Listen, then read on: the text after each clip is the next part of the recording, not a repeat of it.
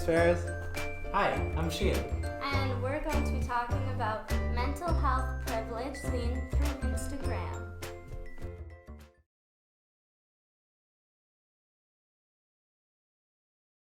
Welcome back, vlog.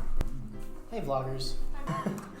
So about a week ago, we did 2 surveys asking 2 different groups of people if Instagram has ever impacted their mental health. And for the first survey, we got 31 people saying yes and 29 people saying no. So 52% yes, 49% no. And for the second question, we asked if the Instagram ever impacted your mental health, was it positively or negatively? For negative, we got 19 people said it impacted negatively on their mental health, which is 51%, and 18 people said it was positively and 49%. Yeah. So then we asked, if you're willing, please provide an example. So a lot of people talked about comparing themselves to others. So this could be in terms of likes, this could be in terms of follower counts, or just quality of pictures, or if they thought someone else's life appeared better than theirs. And we also got many examples, and some of them were really deep. So here's one example that someone said. Instagram and a lot of other social media give us a fake sense of reality, but by doing so they set unrealistic body images and lifestyle. For me, it made me feel very insecure about myself and my body, feeling like I do not belong. By seeing my friends always in pictures together and the stuff they comment on each other's posts, as well as feeling like a failure and embarrassment when not getting enough likes or comments on my posts. All of those factors, especially the body image one, makes me most of the times really sad, anxious, and live in a constant hate to myself. So another response we got was how there's a lot of useful motivation on Instagram, and it also gives you a chance to know about your friends and their lives, so to stay connected a little bit. Then on the other poll, we'll give you some new results. So again, we posed the question if Instagram has ever impacted your mental health. This time we got 83 people saying yes and 13 people saying no. So that's 86% yes and 14% no. And for the if it impacted positive or negative, we got negative. 63 people said it was negative, which is 81%, and 15 people said it was positive, which is 19%. Yeah, for examples, a lot of people talked about how Instagram had damaged their mental health because they could see that other people were going on fancy vacations or to concerts, or had, they always looked great, had their hair and makeup and all of this done, but that isn't really a true representation of what people's lives are really like. A lot of times we see someone, and if they're a stranger, they're a celebrity or something, that's all we know about them is what they post, but we don't get to see their everyday, regular life. And another common example that we got is some people were saying that when you don't get many likes, it might affect on your mental health. Whether if you get a lot of likes, it might impact positively on your mental health, where if you do not get that many likes, you would feel like you're not as good as others are. Okay, so another answer we got for the survey was someone feeling a lot of pressure because they felt like they were constantly in the public eye, even though they had a private account. So Connection can be a good thing, but it also can be draining mentally when you're on your phone on Instagram all the time and you're always talking to people and you're never just relaxing by yourself without any distractions.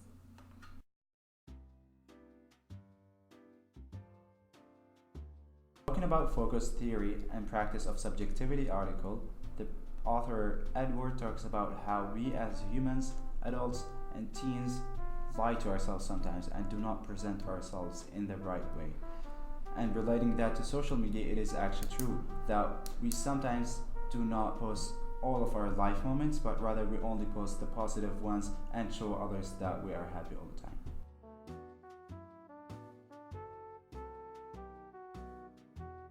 So I'm going to be talking about Social Life as Drama by Goffman.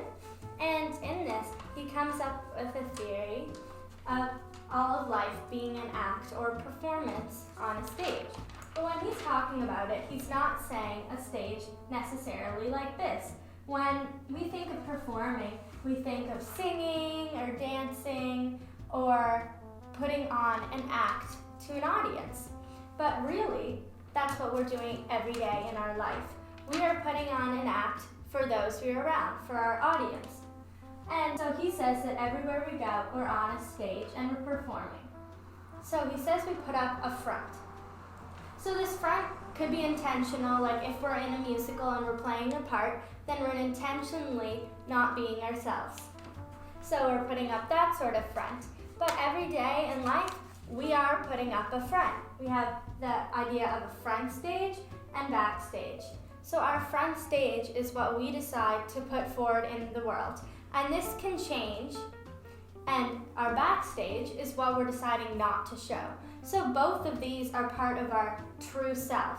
We are who we are in our front and in our back. So if I was going to a job interview, then I might put up a front that I was businesslike, I was professional, I was organized. Whereas if I was hanging out with my friends, we might decide to put up the front that you're fun and like goofy or silly. A front is perfectly represented on Instagram or any social media platform because you do not have to represent all parts of yourself.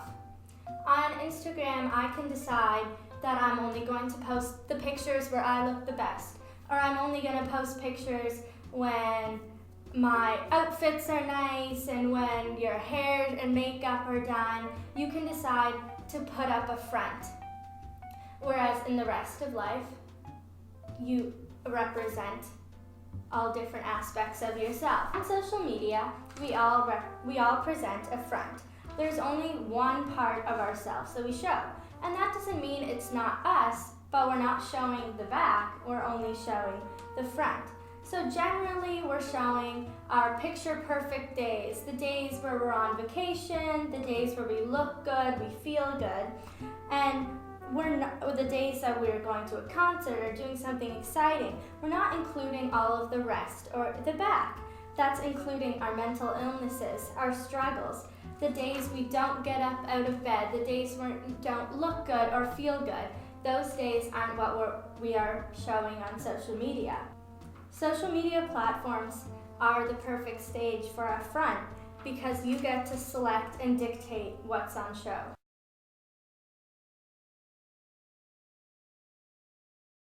So, I'm going to talk about a few articles that I found in the lecture called Representation and the Media by Stuart Hall, and how they all relate to how mental health is represented on Instagram.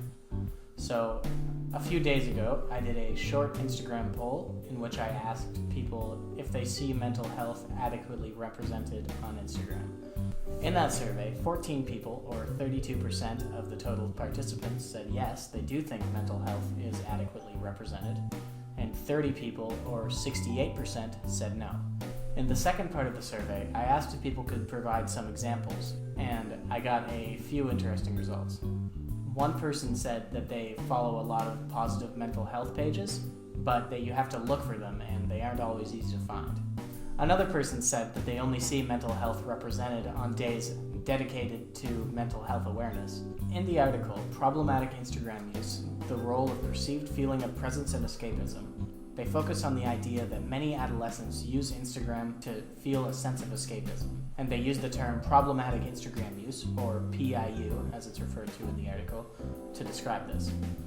The idea that many individuals may be using Instagram to escape makes it seem likely that mental health is not adequately represented on Instagram the majority of the time, as that would harm the escapist nature of it, so to speak. Another article called Secret Society 123, Understanding the Language of Self-Harm on Instagram, focused on the dangerous side of mental health representation on Instagram. This article talked about communities of people who showcase NSSI, non-suicidal self-injury, or self-harming, and how this stuff is simple to find for some adolescents who may already be experiencing this type of mental illness.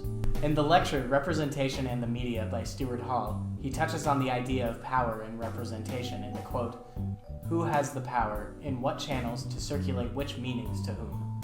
I believe this is very prevalent on Instagram, as social media influencers are the ones with the most power, and they very rarely mention such prospects. The others with the power are the ones running the platform itself, and they benefit off the backs of said influencers and the products that they sell. So there isn't much incentive for mental health to be better represented on Instagram.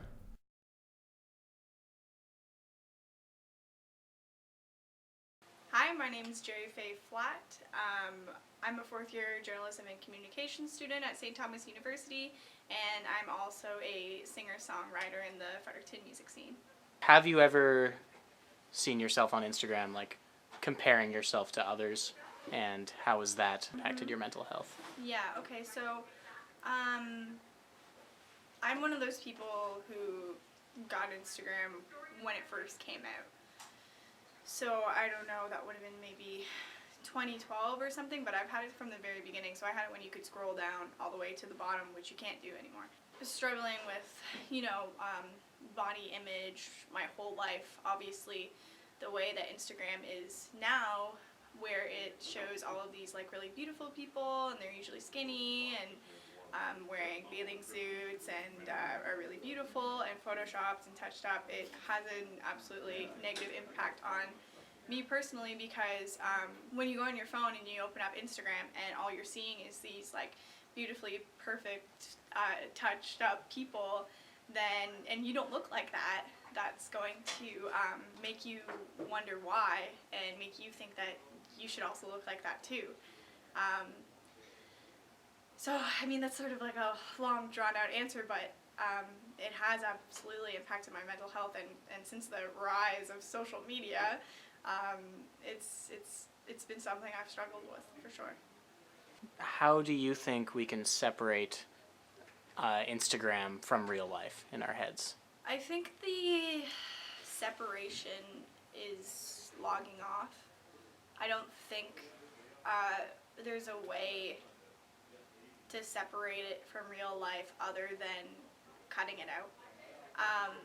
Allowing yourself to have time away from Instagram, I think is good for everybody, because it seems like the way that we're going with social media is that the more content that's out there, it all seems to be coming back produced, retouched, that sort of thing. So it doesn't look like we're going to go backwards. So I think in order to see that separation, we just have to sign out. For people who are struggling with their mental health, like due to Instagram, what would you recommend that they do? Right, okay. So personally, for me, I have taken some pretty significant steps in order to reduce the things that I was seeing on my Instagram feed. So I unfollowed all of the accounts that were making me sort of feel bad about myself, and I started following a lot of like body positive Instagram accounts, and it turns out there's like an actual whole community out there of body positive Instagram accounts that I had no idea about. So I stopped following the weight loss ones, and I stopped following the pretty touched up Instagram accounts, and I started following the ones that I thought for me reflected real people who were living real lives just like I am.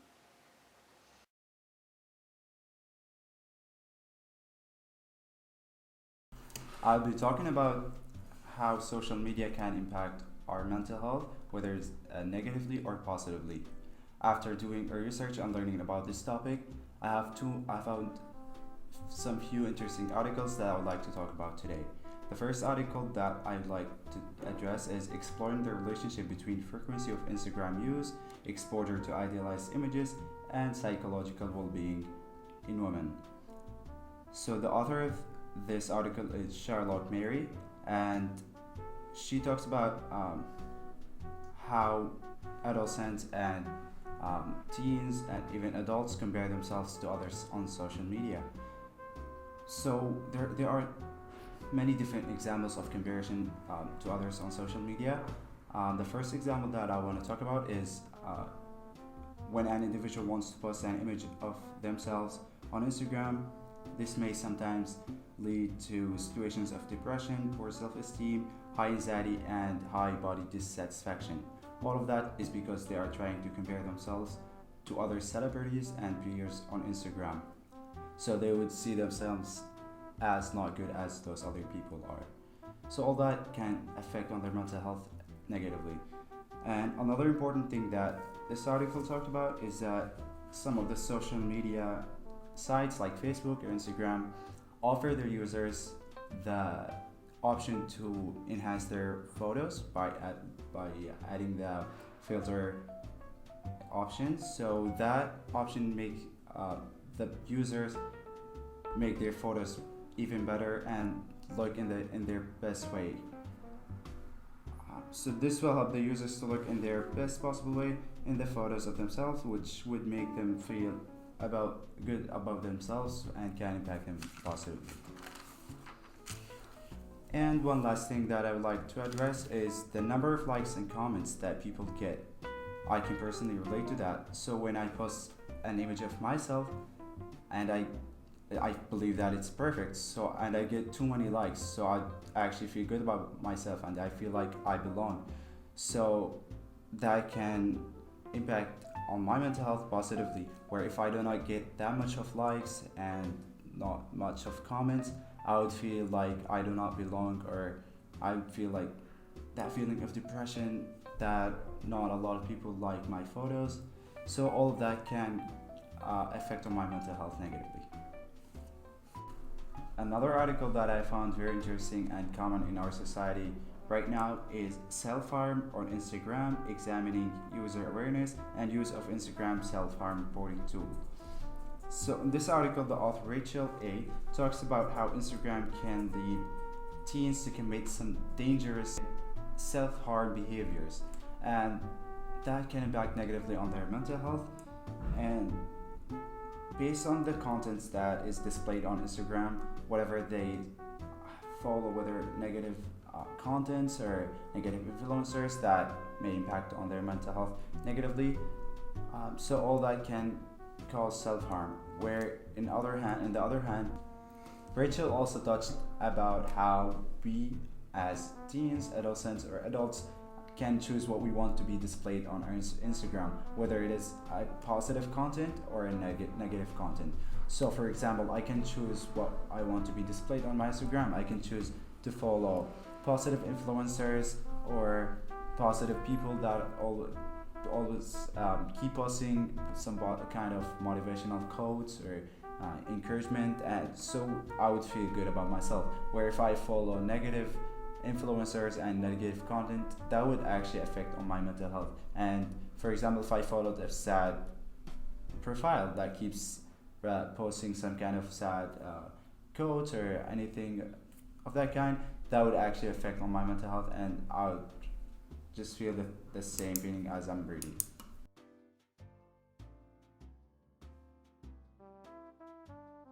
So I'm going to be talking about a few articles, mostly the article Social Comparison as the Thief of Joy, the Emotional Consequences of Viewing Strangers' Instagram Posts. And this article talks about how most posts that we make on Instagram are like picture perfect content. They're not realistic, they don't represent our reality.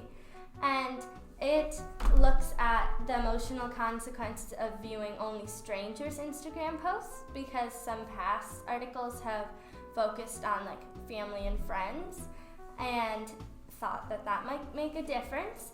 And so it looks at both the social comparison perspective and an emotional contagion perspective.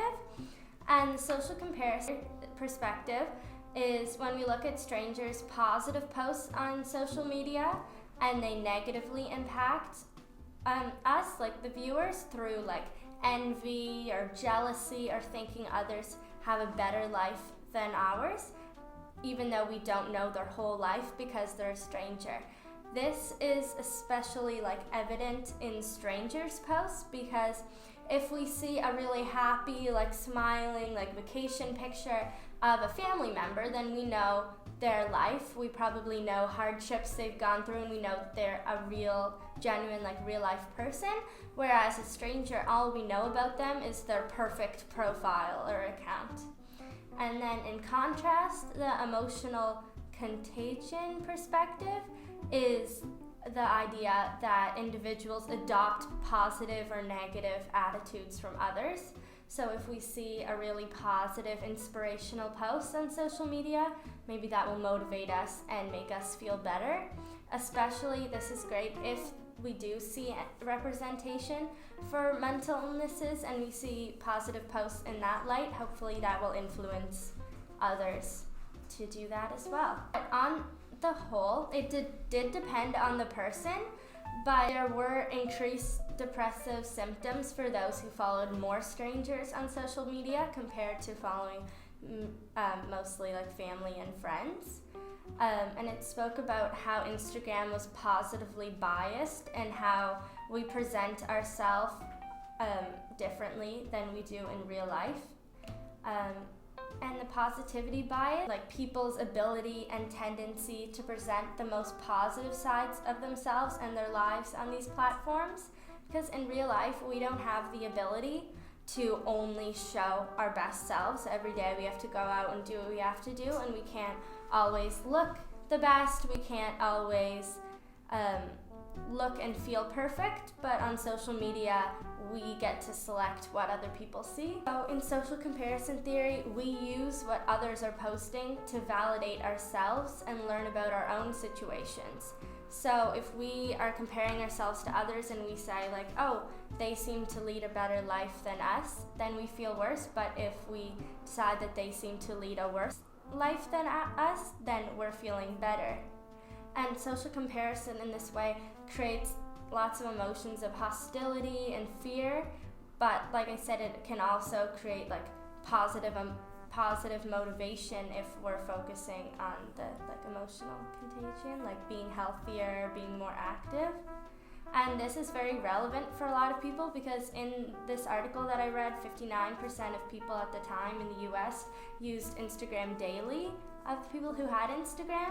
So it is very relevant for its users. Another aspect of this is that Instagram is an image-based social media platform.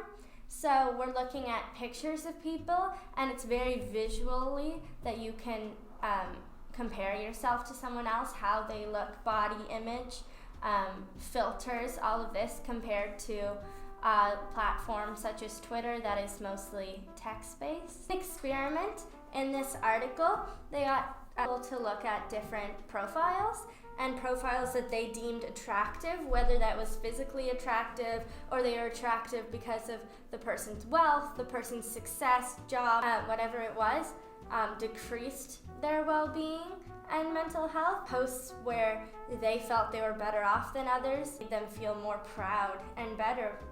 So emotional contagion, like I said, is a process where people adopt emotions expressed by others. And this originally people thought was only through like facial expressions, body language, and things like that. But through the experiments they did in this article, they found that can be expressed through social media just as much and through just messages as well, not just picture. So people with high level of social comparison orientation already would result more to social comparison on social media. In a lot of cases, social media contributes to already pre-existing orientations to comparison. It's not necessarily that you didn't compare yourself before and now you do, but if you are already compare yourself to others, it like enhances that. So I read a few other articles that kind of add on to what I was saying with that main article. And so I read the articles Social Media Use and Mental Health Among Young Adults, Peer Influence via Instagram, Effects on Brain and Behaviors, and one on parental control of time pre-adolescents spend on social media and the links with pre-adolescent social media appearance comparisons in mental health. And that article I found quite interesting because it showed that the less time spent on social media coincided with less opportunity for social comparison and less opportunity for decreased mental health. And that in this instance, elevated control of social media resulted positively with improved mental health. The social media use in mental health among young adults spoke about suicide, loneliness, and decreased empathy. It was looking for these 3 factors, and it related it to the absence of authentic self-presentation. So while it wasn't always directly related, that when it was about that we weren't showing who we truly are, and a concept called vague booking, which is kind of like a cry for help on social media. This was all supplementary to kind of ongoing problems and would add to pre-existing conditions.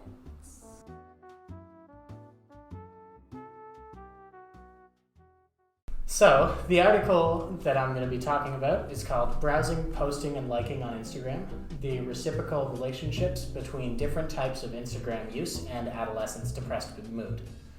So, the different types that were analyzed in the study were directed communication, so like liking and commenting on like your friends' posts or whatever. And the other type was passive consumption, which is basically just scrolling through stuff and not really paying much attention to it.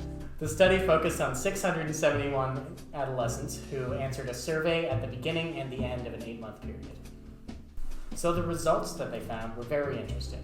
They discovered that Instagram passive consumption at the beginning of the 8-month period led to an increased depressive mood at the end of the 8-month period. Also, they found that those at the beginning of the 8-month period that felt more depressed ended up posting more by the end of the study. One theory that was brought up is that the depressed mood may be related to the vast number of strangers that adolescents follow on Instagram. This could possibly lead more adolescents to feeling alone and isolated, and Instagram being a visually centered platform could also cause problems. It makes it so users can easily present their ideal self, if that may even be a false self. So this could make it so that people who use Instagram who suffer from mental health issues would show them off less often on Instagram. So that could lead to some adolescents who suffer from mental health issues to not seeing that representation and feeling more alone or helpless.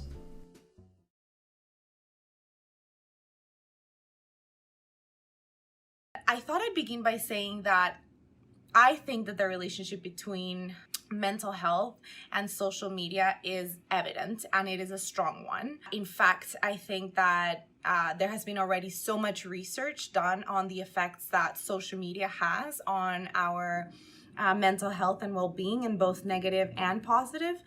So I also think that social media is powerful because of the role that we as a society have given it to play in our lives in today's age.